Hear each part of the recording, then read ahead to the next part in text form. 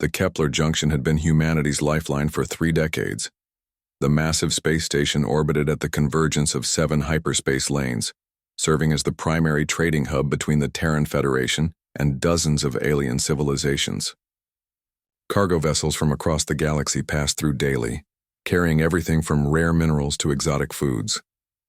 Captain Sarah Chen had made this run 47 times aboard the Iron Maiden, her modified Hercules-class freighter.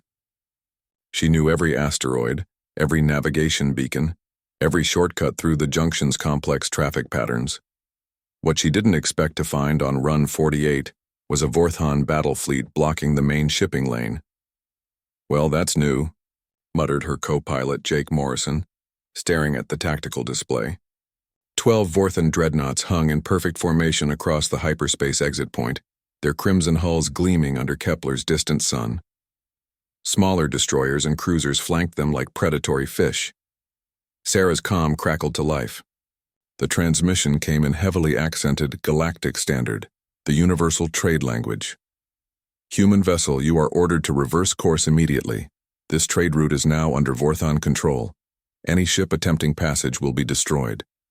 Through her viewport, Sarah could see hundreds of other vessels, Centauri merchants, Altarian cargo haulers, even a few Zephyrian luxury liners, all maintaining safe distances from the alien blockade. The normally bustling trade route had become a graveyard of stalled commerce. Jake checked the manifest displayed on his console.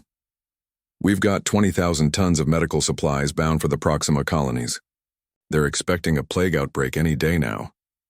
Sarah's jaw tightened. The Proxima colonies were on the far side of Vorthon space.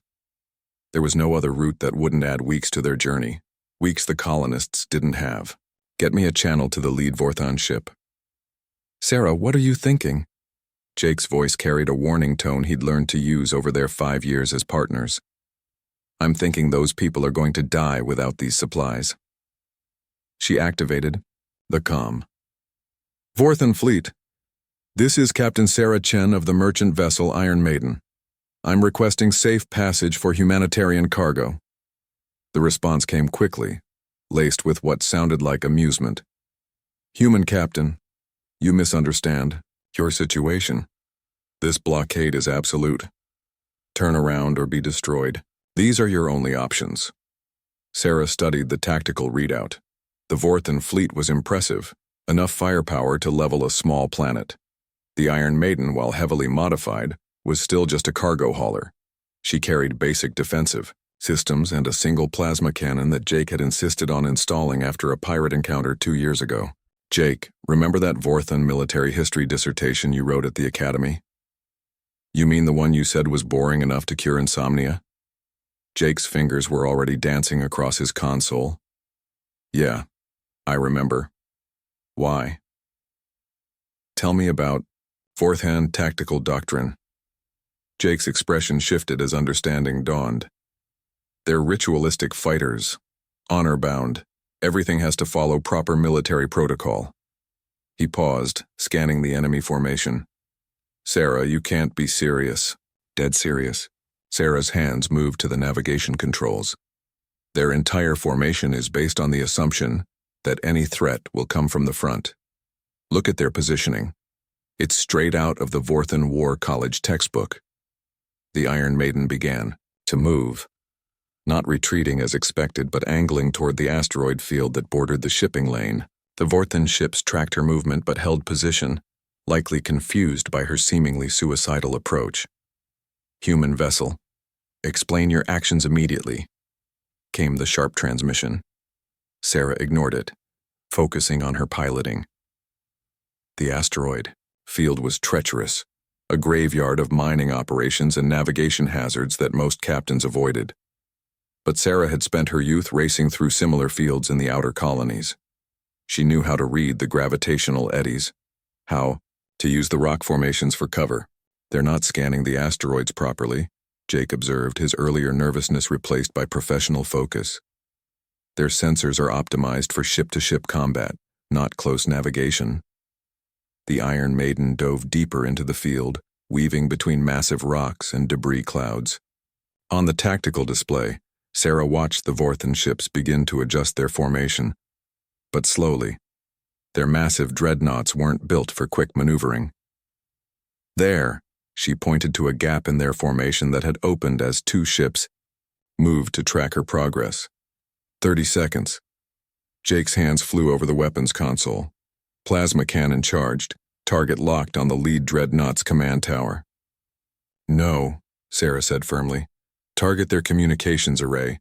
I don't want to kill anyone if I can avoid it. The Iron Maiden burst from the asteroid field like a bullet from a gun, her engines at full burn. The Vorthon ships, caught in the middle of their repositioning, couldn't bring their main guns to bear quickly enough. Jake fired once, his shot perfectly placed. The lead dreadnought's communication array erupted in sparks and debris. Suddenly blind and deaf to fleet coordination, the Vorthon ships began to hesitate, unsure without their command structure. But Sarah wasn't done. She spun the Iron Maiden in a tight loop, using the freighter's unexpected agility to confuse the enemy targeting computers. Then she did something that made Jake grip his console in terror. She activated the emergency beacon. Attention all vessels, she broadcast on all frequencies. This is Captain Sarah Chen. The Vorthon blockade has been compromised. I'm opening a corridor through the shipping lane. Any captain brave enough to follow, form up on my position. For a moment, nothing happened. Then one ship moved, a battered Centauri trader that had been waiting at the edge of the system. Then another. Within minutes, dozens of vessels were moving toward Sarah's position, forming an impromptu convoy. The Vorthon commander, his communications restored through backup systems, faced an impossible choice.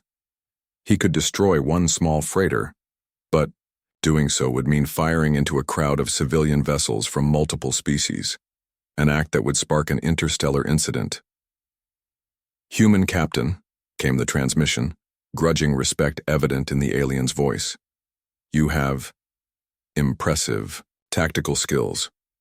"I have medical supplies that people need," Sarah replied simply, "and I have a schedule to keep." The Vorthon fleet parted like a curtain, allowing the convoy to pass. As the Iron Maiden cleared the blockade, Jake shook his head in amazement. "You know they'll probably write about this in the Academy textbooks." Sarah smiled, already plotting her course to Proxima. "Good. Maybe future cadets will learn that sometimes the best weapon isn't the biggest gun. It's knowing when and how to use the one you have." Behind them, the Vorthon fleet held position, but the trade route remained open. Commerce resumed. Medical supplies reached their destination, and somewhere in the galaxy, military strategists began updating their textbooks about the unpredictable nature of human tactics. The Iron Maiden continued on her way. Just another cargo hauler keeping the galaxy running, one delivery at a time.